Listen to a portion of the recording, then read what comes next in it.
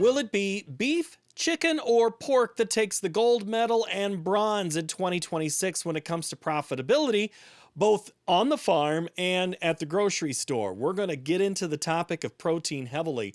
We know the government has a strong interest in encouraging you to have more protein. We covered that recently on Market to Market. By the way, I'm Paul Yeager. This is the MTOM podcast, a production of the Market to Market TV show, which is based at Iowa PBS. Brian Earnest is the lead economist for animal protein in CoBank's Knowledge Exchange division. We're going to exchange some ideas and questions and answers today with Brian. He's an Illinois native. We'll talk about his career and how he got to sit and just study this industry. What is the biggest influencer? We're going to talk heavily about, I wrote three things down on this interview that I wanted to make sure that you hear about in the open.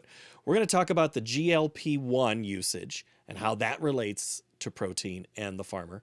We're also going to talk about rotisserie chickens and ice storms. All of those are factors here in 2026, specifically in the poultry industry, but it's also impacting things all around the livestock industry. We'll talk about what the consumer has been saying, what companies and restaurants have been trying to cash in and find ways.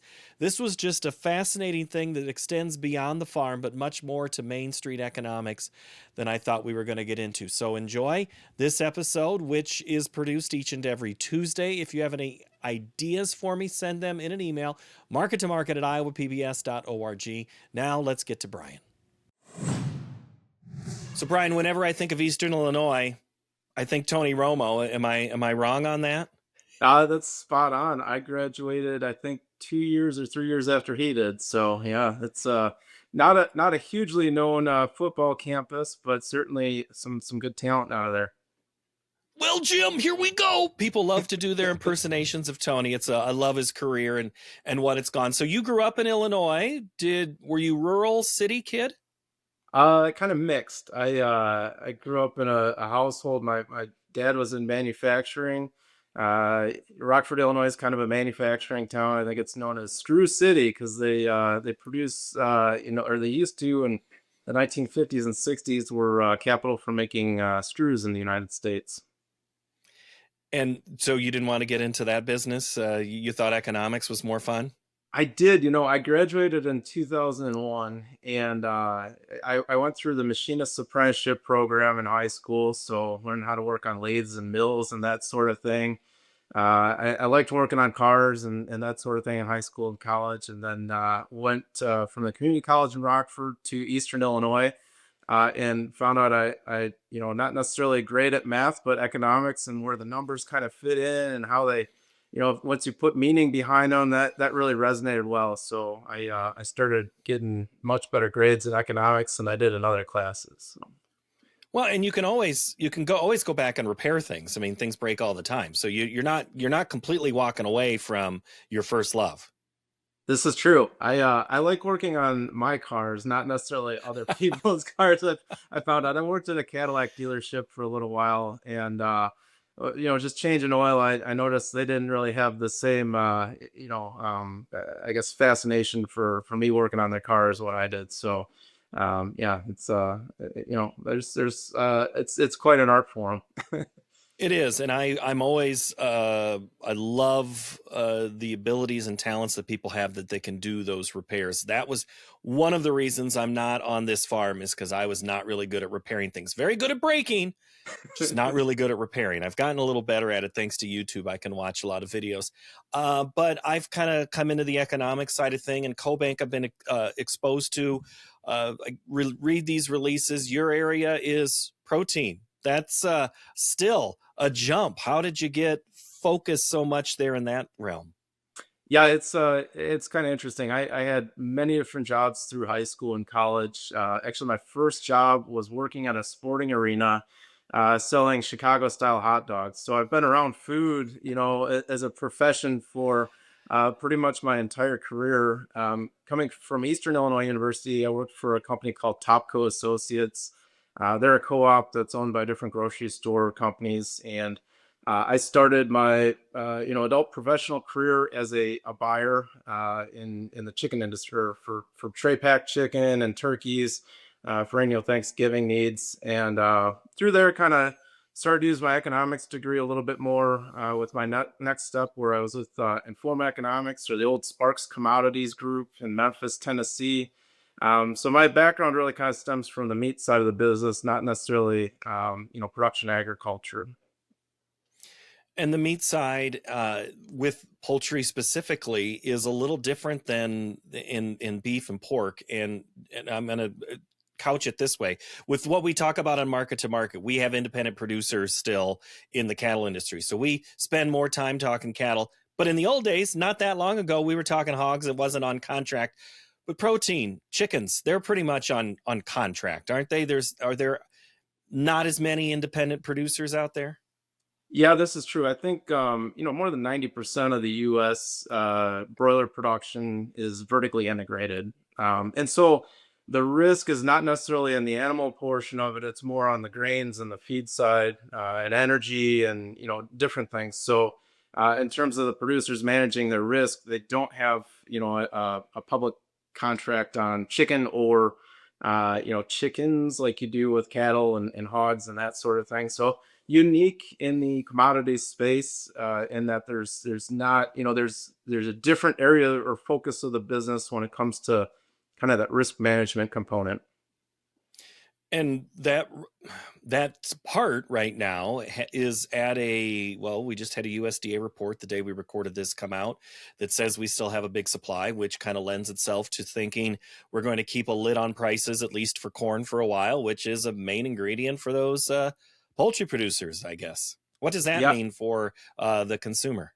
yeah. Typically, I look back since 2015. Really, we had kind of a low corn price environment from 2015 through 2019. Generally speaking, favorable feeding environment for animal protein producers, and then we had a run up in grains and oil seeds, kind of in that period from 2020 through 2023, I'd say.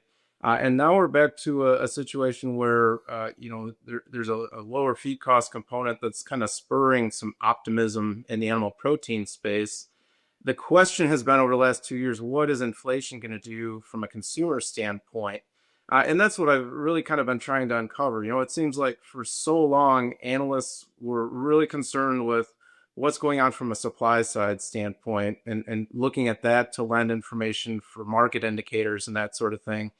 I think we've got some consumer behavior changes that are going on, what people are putting on their, on their plates, and how they're, engaging with food in general, is changing, and the demand side of the picture has been really kind of fascinating here, in I'd say the last 3 4 years. We've had some pretty big changes there. So all that is a question mark last year, I think, for beef producers, of how we're going to see some inflation due to, or higher prices due to tighter supplies. Is the consumer going to hang on? And lo and behold, the consumer held on, despite some higher prices on the beef side. So overall, it's been really interesting to kind of be an observer here, and try and figure out all these pieces that are moving just in maybe the same direction they've been in the past, or maybe we're seeing some changes there. Is it too simple to say that the reason that the demand for poultry is driven strictly because of the high beef prices? Yeah, I think there's more going on there with the consumer. One of the things that I've found really interesting over the years, and in this report, I found some interesting data thinking about the different items that the chicken producers are making. If you look back to the 1960s, they were generally producing a whole bird for the consumer, which is something that it takes some, I guess, some extensive handling to make a good whole chicken, right?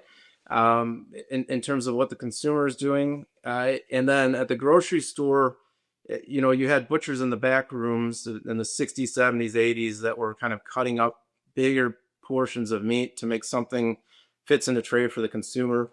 Today, you go from 80% of chicken was produced in whole bird form to today, a larger portion is in cut ups, so different pieces, breast meat, tenders, wings, thighs, and then about 50% of the mix of what the consumer is receiving today is in the further process format, which meaning that the workmanship that's done to deliver a product to the consumer is not necessarily done at the store level anymore. It's done at, the production level, so the processing or secondary processing. Um, and it's in a format that's kind of easily converted from raw material to food, right? So this we've seen all these chicken concepts, new chicken concepts that have popped up over the last 3 4 years. We had the chicken sandwich wars in 2019, and I think they did a rebirth in 2023. And so, chicken's offering something a little bit different than beef is, in my mind.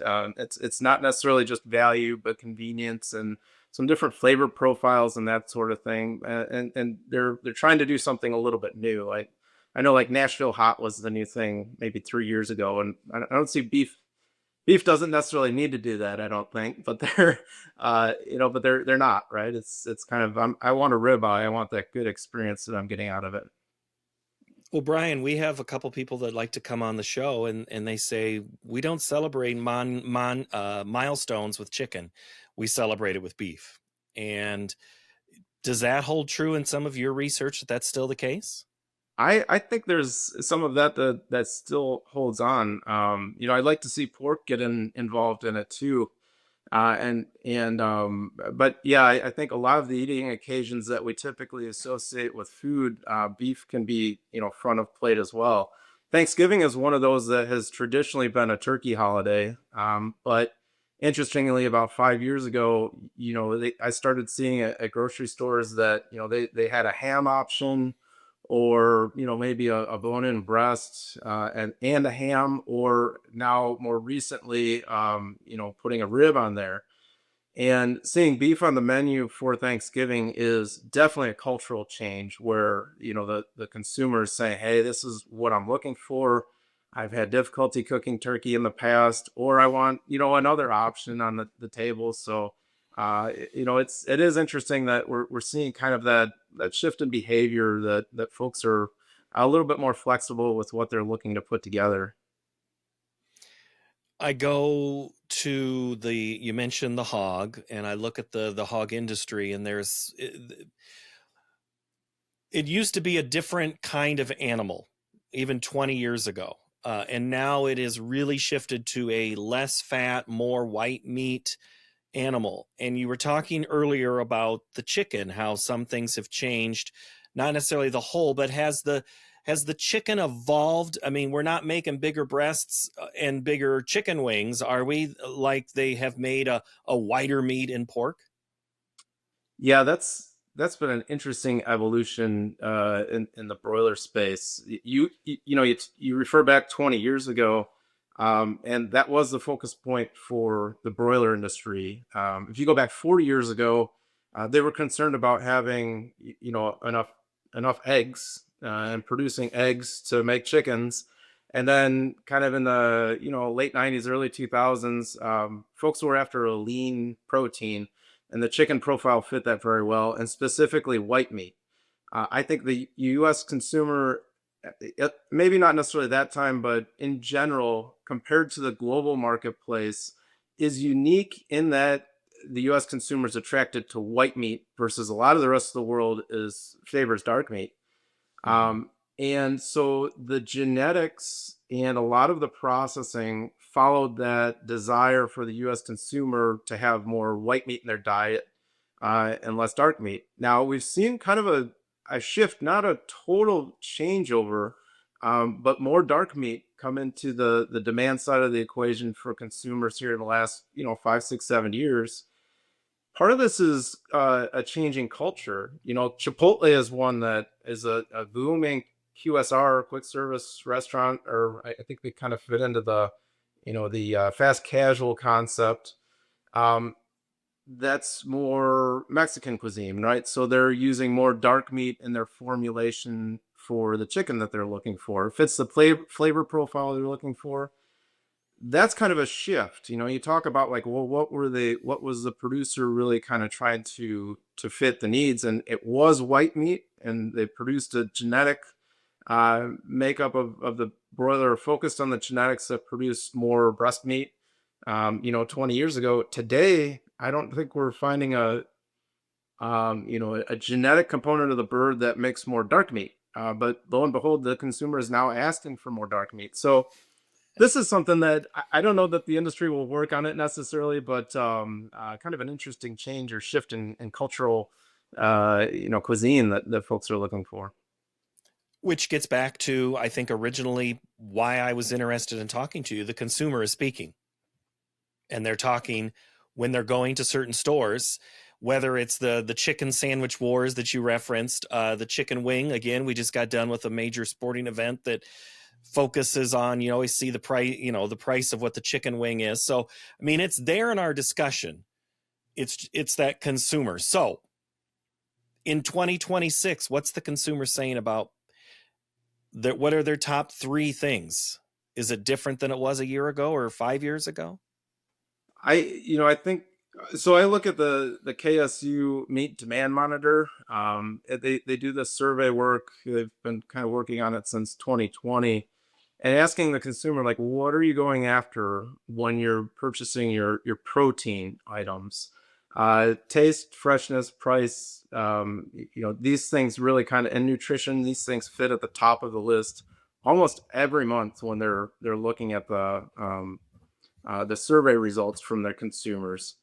I think that continues to be the case in 2026, but I think we'll see probably more of this behavioral shift towards GLP-1 usage start to show up in what we're seeing at the counter. I wonder if that's the case. We're certainly, seeing the consumers asking for more protein. I looked at some survey work that I think it was the Power of Meat or one of those that said, they surveyed folks in 2024 and asked them if they were putting more protein in their diet, and more than 60% of the respondents said yes, I'm actively trying to put more protein in my diet. In 2019, that was about 40%. So we're continuing to grow, how much protein the consumer is looking for, but at the same time, the caloric needs of this GLP-1 users are decreasing, and they're looking for smaller portion size.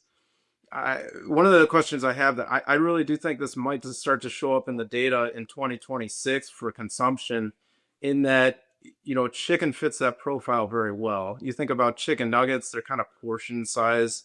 Most of the chicken meat that is developed or is produced, it can be sized to a 4 ounce portion, right? If I want to do the same thing on beef, it's like, well, I'm going after a nice big thick cut ribeye to get the experience I want out of beef, but I can't do a 4 ounce ribeye, to fit my needs. So that's where I kind of just have a question of, like, when is this going to start to show up in some of the data? And the adoption rate has increased rather rapidly. We were talking about figures last year, mid-year. How many GLP-1 users are there in the U.S.? And they were saying, somewhere around 8 to 10% of the adult population. By the end of the year, they were saying more than 20% of U.S. households, which is a different metric, but they were saying more than 20% of U.S. households have at least one user, and they're making the decisions around what the household is eating. So I think there's potential for that to influence what we see in the markets this year, for the animal protein space. I was looking away while you were talking, not out of disrespect. I was looking for my deck of cards, Brian, because that's what we always talk about that's all the more protein we're supposed to have. And your 4 ounce ribeye is unfortunately about the size of a deck of cards, and it's never enough for me. When you, again, just tell me, GLP, that is the weight loss drug, or that's a shot or a pill, right? And that's being used for people massive try to do weight loss, versus the old bariatric that was the trend a few years ago. Sure. And originally, I think the drugs were designed to, help out folks with diabetes. They also notice it really helps with weight loss as well. Now, the difficult component is that they're noticing what users, while they're losing weight, they're also losing muscle mass. So to retain that muscle mass, we need more protein in our diet. In order, users need more protein in their diet to offset that. And also, it comes up, another thing I wanted to bring up after your last statement was, there is the new plate recommendations from the federal government is flipping and putting the protein at the front, and putting way more protein on that plate than what we used to in the past. How does that play into your research now? I think this is interesting. And I looked at the new food pyramid, and yeah, it's flipped, and they have a massive chicken on that food pyramid. I don't know, it's just a visual thing, but also have a big ribeye. And so certainly those items are, thinking about more whole foods or, minimally processed.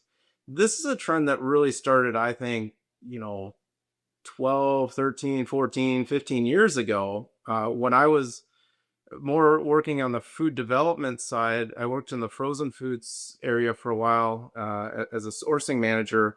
And the trend then was like, how small can we get the ingredient deck on some of these items in the frozen foods case? Same with center store, like how, we want minimally processed, we want labels that we can read fairly easily, these ingredients on it. I look at the meat case, and you look at beef, and it's really one component that's in there, right? There's just beef. You look at eggs, it's just an egg in there, right? So clean labeling is something that I think the consumer has been after for more than a decade now. We're finally starting to see that recognition in the dietary guidelines that the U.S. government has released.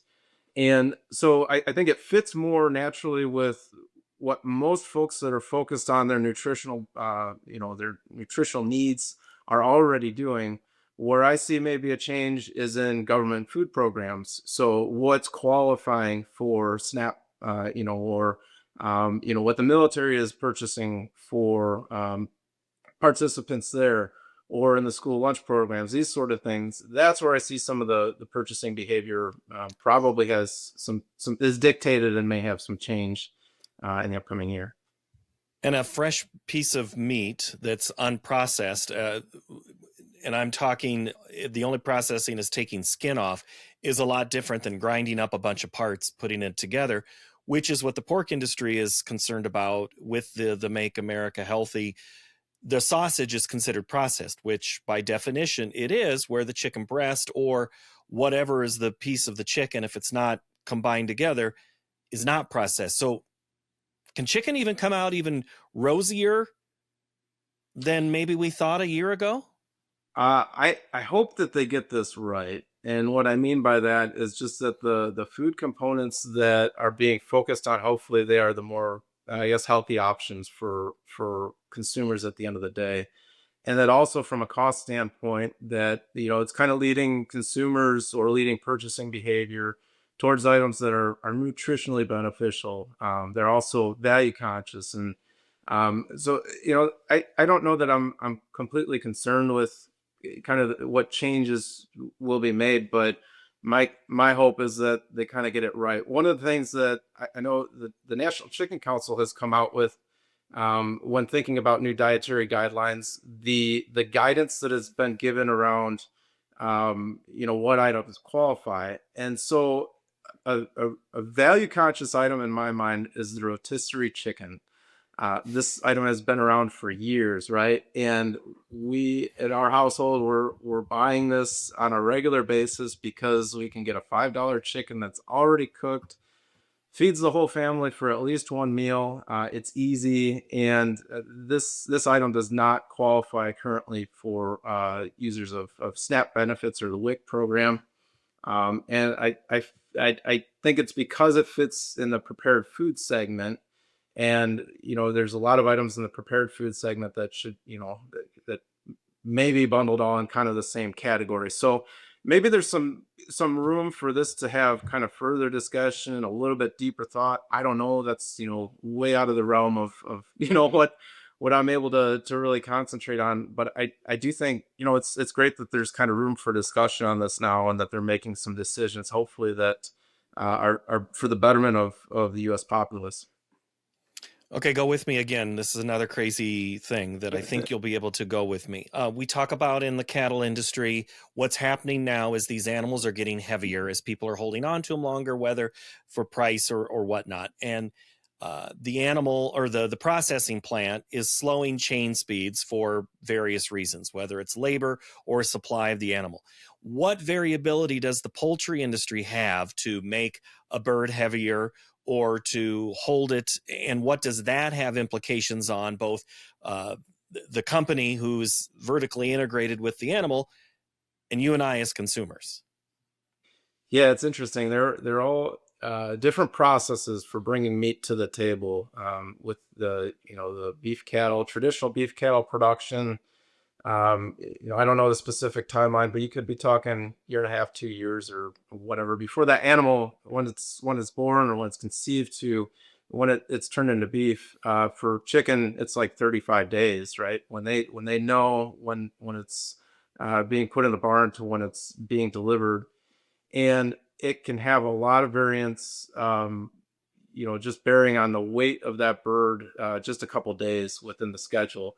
Now, we saw a big disruption in Atlanta, or throughout I guess the broiler growing region in the US here 2 weeks ago, with these ice storms and snowstorms. I heard several integrators or producers had some issues with barns that were being destroyed with this winter weather. That can have a huge impact on what size birds are coming to the plant and how that fits the specs of going to the grocery store or the food service system, and not just today, not for weeks, but months or this whole year, right? We may see some really big influences. To answer your question, I think there's some pretty big variability that can happen with weather related events, other things that happen. But the chain speeds are regulated in the US. There's, I think, somewhere around 40 plants that are able to operate with waivers at a line speed of 175 birds per minute, I think is the regulation. But the rest of the plants are regulated around, I think it's around 140 birds per minute. That sounds very fast, but in the global scale, we've got other plants throughout the world that are operating above 200 birds per minute. And this is one of those things that I think the industry as a whole is kind of figuring out, like, well, what is the ideal speed? What can we run at? A lot of the newer, more modern processing plants in the US have pretty similar equipment to what they do in other global production systems. So feasibly, they could be running at a higher speed, and they're limited just based on this government regulation. So that, in my mind, has something to do with why the US system produces a larger size bird than a lot of the other systems throughout the world do. So it's like thinking about, well, if I can't produce more birds through the plant, well, I'll make a bigger bird. I only have so many shackle spaces, and I need to continue to operate as efficiently as I possibly can. And that, I think, has contributed to some of this build out that we have in the further process segment, where I may not be able to fit the profile of the breast portion that my consumer is looking for. So I'll make a bigger one and size it down. And then that fits the profile of what they want for their chicken sandwich. And the rest of it goes into something like, boneless wings, which aren't real wings, but, or breaded chicken That's the nuggets. processed food that we were talking about. That's Yeah. part of this plate. Yeah. So it's interesting, and it's just a different way of looking at things. At the end of the day. Now, if this regulation were to change, I think that could have some implications with respect to where we see the next 10 years of growth for the broiler industry. If they're able to get more consistency out of line speeds, if they're able to operate at a faster speed, maybe we see the size of chicken actually go down. The average has continued to rise over the last 2 decades at a pretty steady rate. But maybe they start focusing on a smaller bird size format, there's actually a lot of real demand in the industry for a small size bird format. This is a lot of like what QSR uses of like Kentucky Fried Chicken. They're using a smaller size bird that they want for cut ups, and they want to fit the right size profile because they're using whole meat items like a whole breast or whole thigh and drumstick, that sort of thing. Okay, I don't know if this is way too simple of a question, but does the poultry, I'm just going to use the big three, the beef, the pork, the chicken. Are those three, if one is high, the other two are as well, a tide lifts all boats? Or is it a cyclical, one is higher, the other are lower? And where's the marionette dance in that? The last 3 years, 4 years, for the most part, they've been doing pretty well. and this is rare. Usually, you do see kind of this offset of where if like the chicken segment's doing well the beef segment's not, or the pork segment. So we're actually operating in a time where that's where I keep kind of going back to the demand side of the picture, where folks just they are looking.